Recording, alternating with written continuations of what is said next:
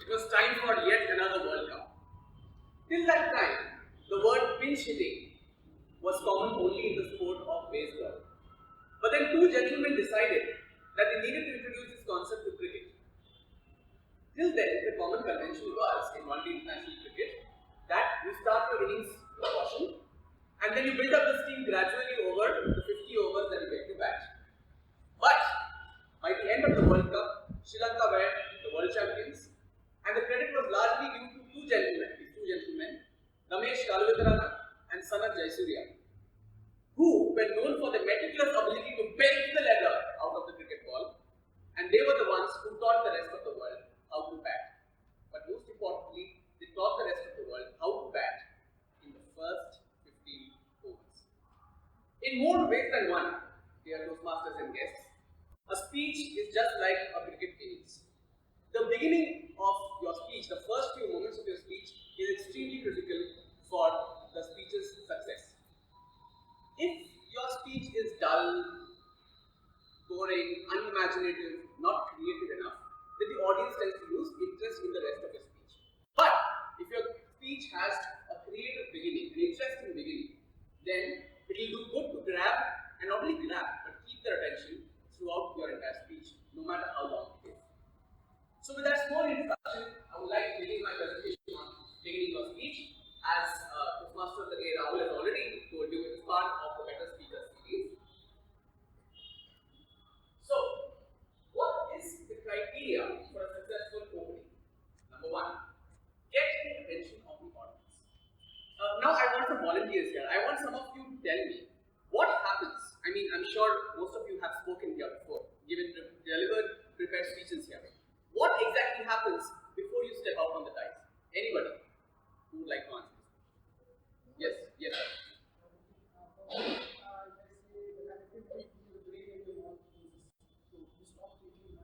Correct. That's what happens internally. What do you observe around you? What happens exactly when just before you are called up for your speech? So let us just start from the time when your evaluator is asked to read out the points. What happens between that and between the time you come on stage to speak? It's all about like when you see the audience, you try to see at the role as an audience, the audience, and probably the actions of the audience will also make you more cautious about how you speak. And your ability is more about what audience are feeling when you are walking, probably, or your body language, and based on body language, what audience is feeling. Perfect, perfect. Anybody else who would like to take? Yes, yes. As soon as you enter on the stage, you would be seeing that all audience are watching you, and one single mistake may embarrass you. So that fear is inside you. So that is the feeling what you have. Perfect. Both of you have summarized the points pretty much. I would like to add some of my own observations. So first of all, I always keep, I'm a VP membership, I've also got my selfish motives. I keep telling everyone, complete your CC as soon as possible. You know why it is important to complete your CC? Because if you are somewhere towards the beginning of your journey, your speech is somewhere towards the beginning. If you're towards the end of your journey, your speech is somewhere towards the end. If your speech is towards the beginning, definitely there will be 4 people in the room who are not listening to what you're saying at all. Who are those 4 people? The people who are going to speak after you. They are not at all in that listening zone. They are when you are being called up on stage to deliver your speech, they are probably running through their old speeches on their mobiles or on their paper trying to see how they can still improve at the last minute. Like Toastmasters is all about improvisation, right? So that's what happens. So that's what happens to the 4 of them. And what about the rest of them? The rest of them, for them, the time between which the evaluator has read out the points and in which you are called up on stage to deliver your speech is a break time. That's the time when the mobiles come up. That's the time when the WhatsApp messages are being checked. That's the time somebody updates a status on Facebook that having a role at Mangala Toastmasters. So that's what happens. So the first point, getting the attention of the audience is extremely crucial because your job as a speaker is to ensure that everybody stops doing whatever they have been doing so far and the attention comes to you and your speech. Second is introduce the topic. Why do you think some 50 fully grown adults wake up early in the morning on Saturday and they come to Toastmasters? Why do you think they take that effort and they come? Learn something new. To learn something new. Very valid. But they are in the meeting. Correct. My focus are there what I can apply. Correct. Absolutely. Most of the times, the people are not here because they want to listen to Toastmaster Pramit give his CC9 speech or CC8 speech. They are here because they want to learn something new. So your job as a speaker is to introduce the topic so that the rest of the guests and the Toastmasters know what you are speaking about and how it will be helpful for them to know about what you are speaking. That's point number 2. Point number 3, establish that. How would you feel if a speaker came up on stage and stood perfectly still like this with his shoulders drooping, his face not very enthusiastic, and talking to you something like you have to basically give a speech on the virtues of Ayurveda. And how would you feel? You will not feel enthused enough to listen to that speaker. So, what are some of the techniques that you can probably use as a speaker to make sure that you establish a rapport with your audience? You know the answers. I'm not going to present that to you. You know the answers. What do you do to establish rapport with the audience? Voice modulation, gestures. Okay, what is the mostly used gesture or expression that you can do to establish rapport with the audience?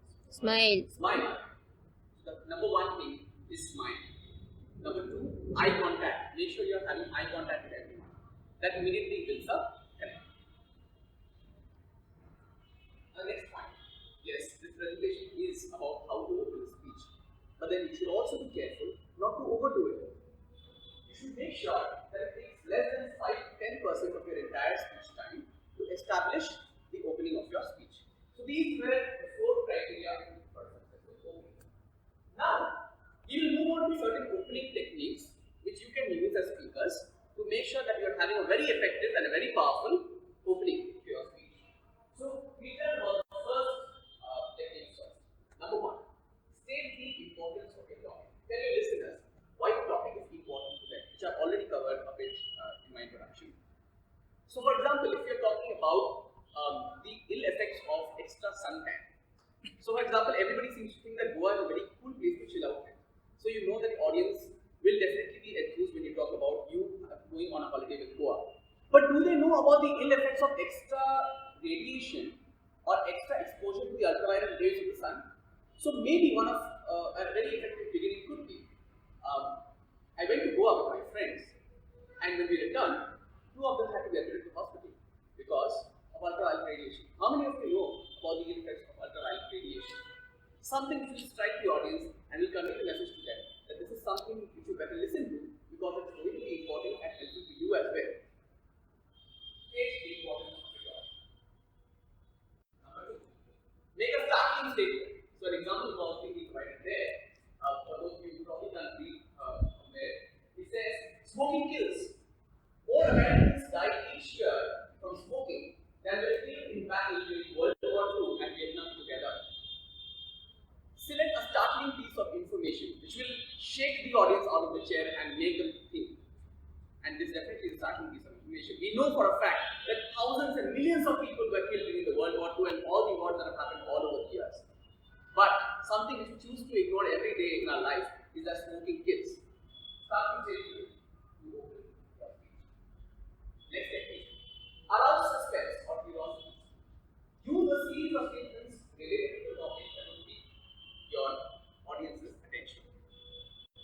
I'll give you an example.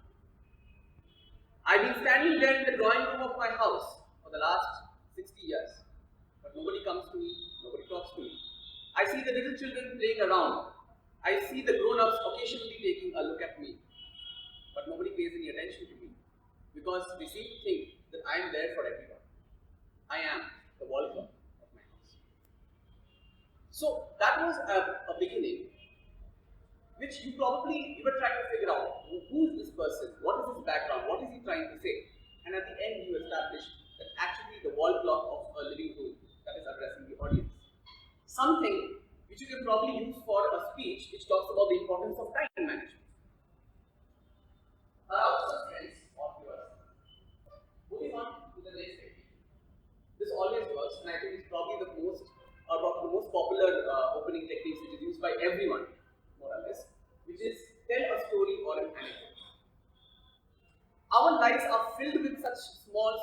incidents, sometimes we tend to feel that, is it really good enough to share with others? We get that feeling sometimes. But believe me, it always works. It always works more when you personalize that experience. So rather than putting it across like this, that once upon a time, there was this man, he and his friend went to the woods to last week in the woods behind my house. Probably instead of that, you could personalize it and use it like this, that my brother and I, we went to the woods behind my house to do something. So that is something which is going to attract the attention of the audience. Personalized experiences, personalized stories, personalized anecdotes. Then, the next thing, ask a rhetorical question. So I'm going to do a small test here. You can read the question over there for most of you. Do you know what to do if a child begins to choke? What do you think is the speech going to be all about? If a speech begins like this. First aid, child care, probably. So, sometimes a very effective rhetorical question, a question which doesn't need to be answered on the spot, but the question, when asked, will force the audience to think, and that thought will lead to what the speech is all about. It will get the audience in the mindset of listening to your speech. Asking rhetorical questions.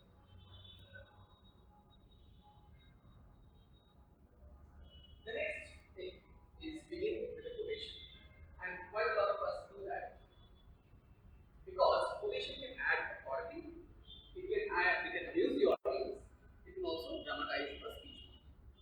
So for example, a speech which is about the virtues of why you should be punctual, right?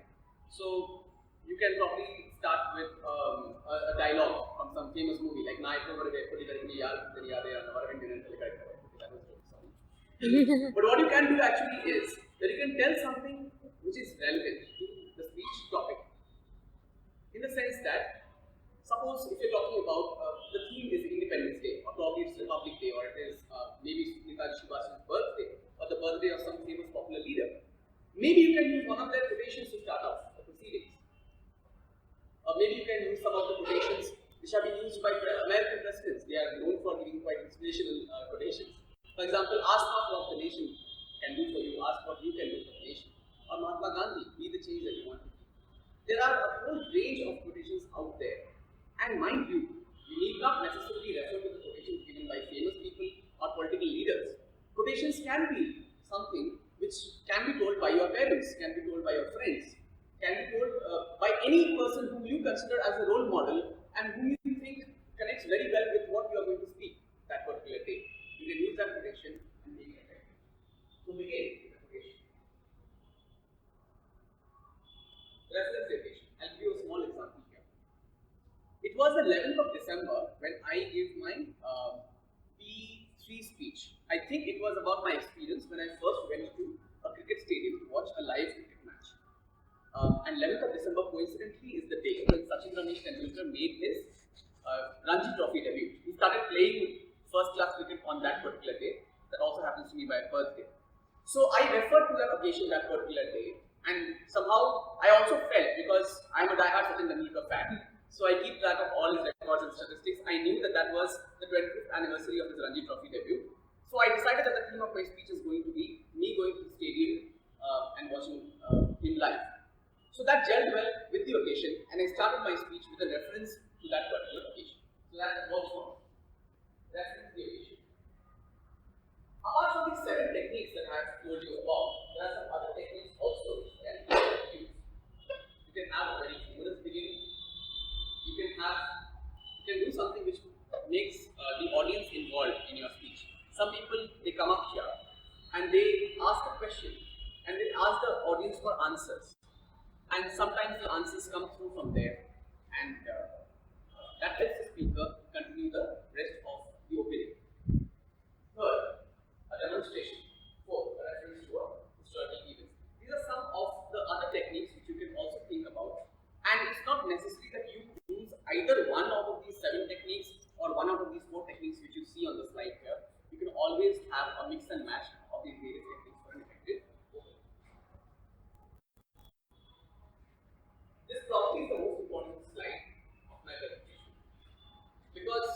we get a whole lot of ideas, imagination runs wild, and we tend to think that we can open a speech in whichever way we choose, and everything is justified. We tend to think in that way.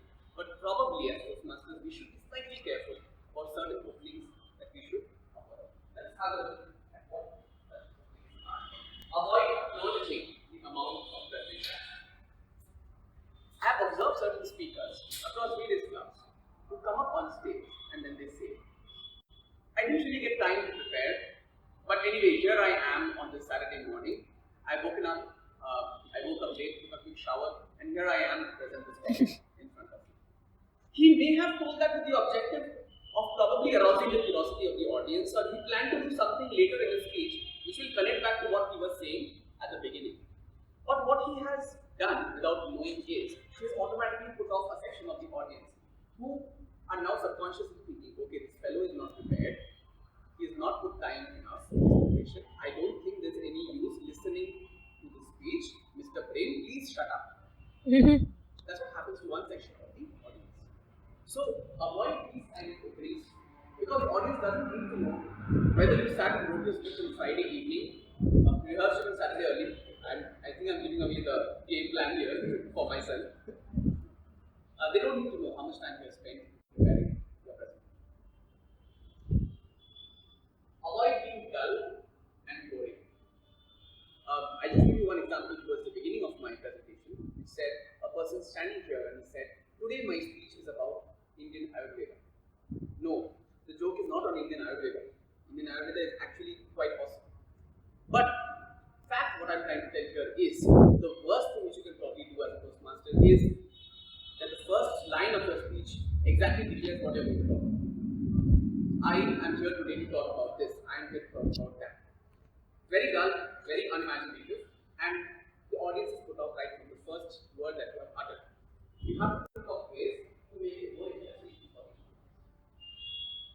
This is probably one of the most popular mistakes that happen, which we should all try to avoid.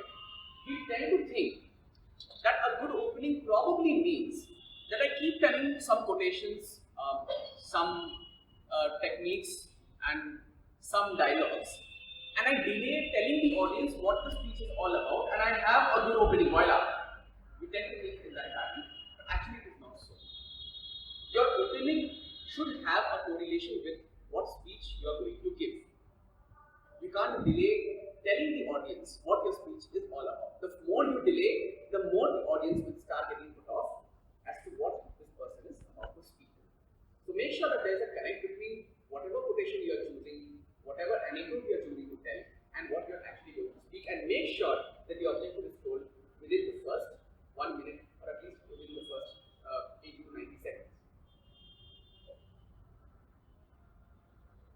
In conclusion, I would like to leave you with this thought. This is a dynamic beginning is essential for a successful speech. Personally, my take on this is yes, first impressions are last impressions. And therefore, it is extremely crucial for all of you that you make your openings as attractive, as imaginative as possible so that audience connect with